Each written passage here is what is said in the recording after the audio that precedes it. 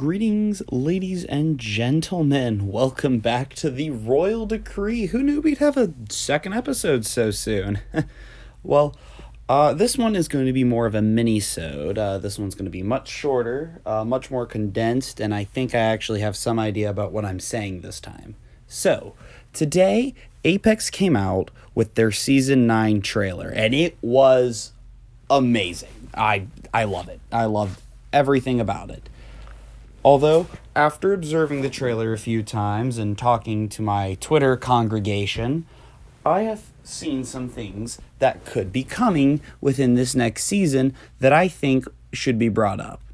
So, first things first, I'll try to get some clips on screen, and if so, I will be quiet and let the footage play. Or you know what? Actually, no. So here, we should see footage of when Octane was running from Sheila and he encountered Watson. Now, if you see here, Watson's fence just appears out of nowhere. Now, this could be for cinematic reasons as a little joke, or this could be a possible Watson buff. What we're looking at could very well be a buff for Watson that you can't see her fences until they appear. Another thing, at the very beginning of the trailer, someone pointed out to me that they think Fuse's radius for his knuckle cluster may have increased. Now, I personally don't know. I think they just did that for cinematic reasons to make it look cool, and to be fair, it does look cool. Although everyone is simping over the Loba scene, I'm personally going to skip over that. If we keep looking deeper, we see that these are all the new arena maps, and on these arena maps, we got things such as areas of interest in what looks to be Kings Canyon, Olympus, and World's Edge. I don't have much more information to discuss about this, and if the audio cuts out here, I apologize. I'm just editing on a different audio recording software. This will be made in iMovie, while the last one was made in Adobe. So, yes, I figured out I have editing skills. I know, I can't believe it either. Let's continue. So, at the beginning of the trailer, we got two other things. One, the average Lifeline main attempting to revive with the new nerf. Plot twist, it doesn't work. And Valkyrie. Now, Valkyrie is supposed to be the main focus of this, but I'm going to get to Ashe later in the episode. Valkyrie flies around. Basically, Apex just copied and pasted Pharah from Overwatch. And she uses a missile salvo, which I'll show a picture of on screen, which honestly has me worried a little bit. I know it might not be too OP. It might just be like 5 damage a cluster or 10 or so. But the fact that an aerial champion can go over, let's say there's a Caustic Nest or a Watson Nest or some defensive champion's nest, except Gibraltar. No one loves you. And then all of a sudden you're like, oh, I got these perfect setup. Unless you have Watson or you're indoors, you're kind of screwed over sideways.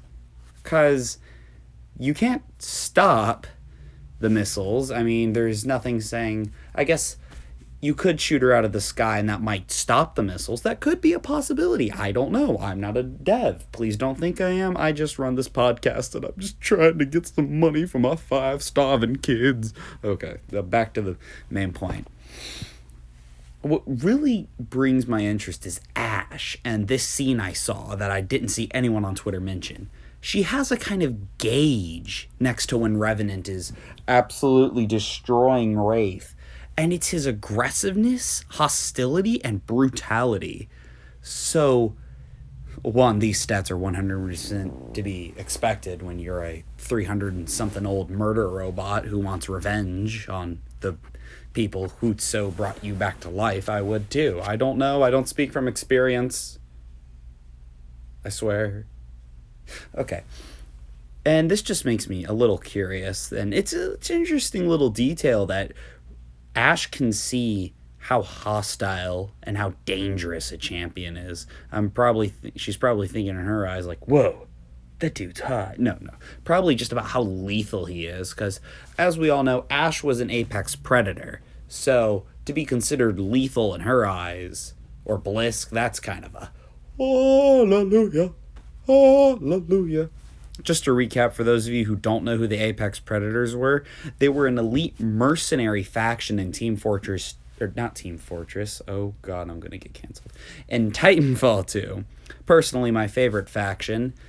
And they were hired by the IMC in Titanfall 2 to help recover the the fold weapon, which could just obliterate entire planets. Think like the Death Star, but it's like manual. I know, it sucks. And it's quite interesting how, when those of us really think about it, there's only two Apex Predators alive. You got Ash and you got Blisk. I mean, I guess there might be some small fraction of a chance that Hammond brought back some of the other Apex Predators as Simulacrum, which would be honestly really cool. Just imagine a Viper Simulacrum. Voodoo 1, the skies belong to me. Nowhere to run, nowhere to hide. Your journey ends here, pilot. Welcome to the head pet zone. Okay.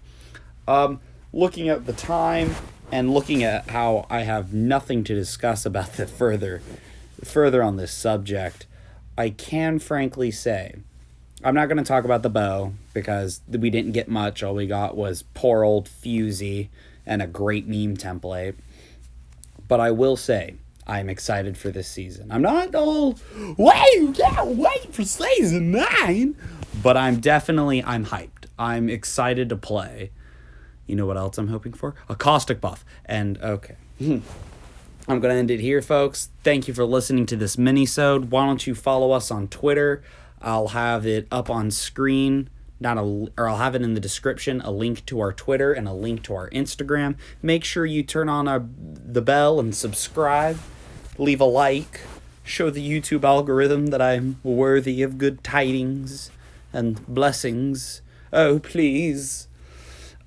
Next week, we'll see what Apex has in store for us. Monday, they're coming out with a gameplay trailer, and that means probably the gameplay and the Battle Pass trailer will be in the same week. So, hey, there will be a big episode next week. They're going to be big. I'm talking 30, 45 minutes maybe. So, love you all. Thank you so much for listening. Make sure you do interact with me on Twitter. I'm a lonely man and I need friends. I'll leave y'all off with that. Have a great morning, evening, day, or night. And I'll see you subjects in the next episode. Bye-bye!